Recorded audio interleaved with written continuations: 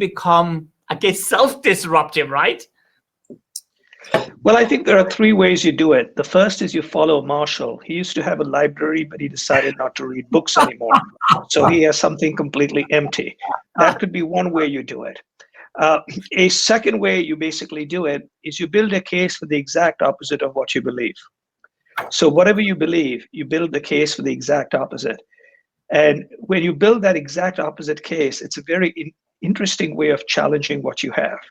And the third way, besides the empty library and building the exact opposite case, is to start with a fresh sheet of paper and said, if you started right away today and did something new, either in your life, your business, or your team, and you only had three rules. One, whatever you did had to be legal. Number two, whatever you did had to be scientifically possible in that year. And number three, it had to make money in 3 years or less. What would you do? When you do that, you actually come up with an idea. And then I simply say, if you don't do it, someone will do it to you. Amazing.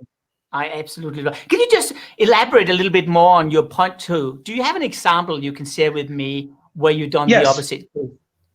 I absolutely. One of the reasons why, the reason I've basically done it is every time I make a recommendation when I was in business, working at Publicis, and I made a recommendation to either my boss, Maurice Levy, or to the board or to our clients, whatever I wanted to do, I would then basically think about every single error in that way.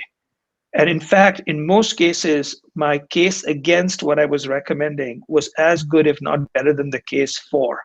And that is usually why they decided to go ahead, because they said, if you've thought so much about it the other way too, it means it's probably you haven't thought enough of the positives.